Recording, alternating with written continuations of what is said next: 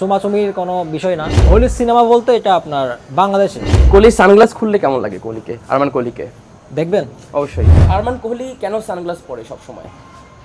সব সময় পড়ি না, বাইরে পড়া হয়। পরা হয় এবং তুমি ক্যাপও পরে থাকো, এটা কি মানে জাস্ট কোহলিকে অনুসরণ করার জন্য? কোহলি কিন্তু সবসময় ক্যাপ পরে না। কোহলি পড়া না, আমি পড়ি। আমি তো আর আসল কোহলি না। আচ্ছা, কোহলি সানগ্লাস খুললে কেমন লাগে কোহলিকে, আরমান কোহলিকে? দেখবেন অবশ্যই। আচ্ছা, বাহ, তোমার চোখ কিন্তু আরো বেশি কোহলির মতো একদম। তাই?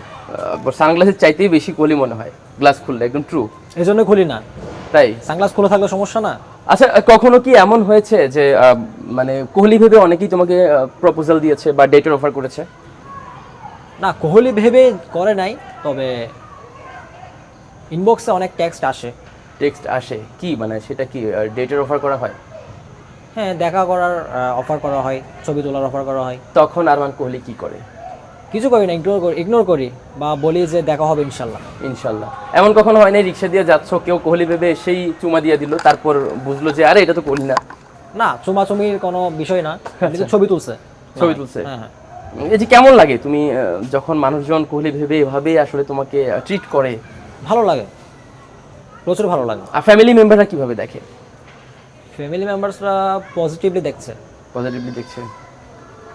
কোহলির লাইফ নিয়ে সিনেমা হচ্ছে, বায়োপিক, সেখানে তোমাকেই অফার করা হলো। ব্যাংকিং এর যে কোনো প্রয়োজনে কল করুন আল আরাফা ইসলামী ব্যাংকের 1643 নম্বরে। হ্যাঁ, অবশ্যই করবো। অবশ্যই করবা? এটাই আমার মূল টার্গেট। মানে মূল টার্গেট কোহলি সিনেমা করা? হ্যাঁ। এটা আগে কোথাও বলছো কখনো? হলিউড সিনেমা বলতে এটা আপনার বাংলাদেশে। আবার যদি ভারত থেকেই তোমার অফার আসা হয়? ভারত থেকে অফার আসলে ইনশাল্লাহ ট্রাই করব। মানে তোমার যে লক্ষ্য, এটা কি কখনো কাউকে বলছো? না, এখন অবধি বলা হয়নি। আরমান কোহলির কিন্তু একটা টার্গেট আছে, সেটা হচ্ছে সে বিরাট কোহলির বায়োপিক করবে। এটা কিন্তু দ্য নিউজের ক্যামেরায় প্রথম সে বলেছে, প্রথম না? হ্যাঁ, প্রথম। এবং আমরাও চাই ঠিক যেমন ধোনির বায়োপিক হয়েছে, তেমনি বিরাট কোহলির বায়োপিকে আরমান কোহলিকে নেওয়া হোক ইনশাল্লাহ। ইনশাল্লাহ। দেশে দেশে সবার সাথে দ্য নিউজ।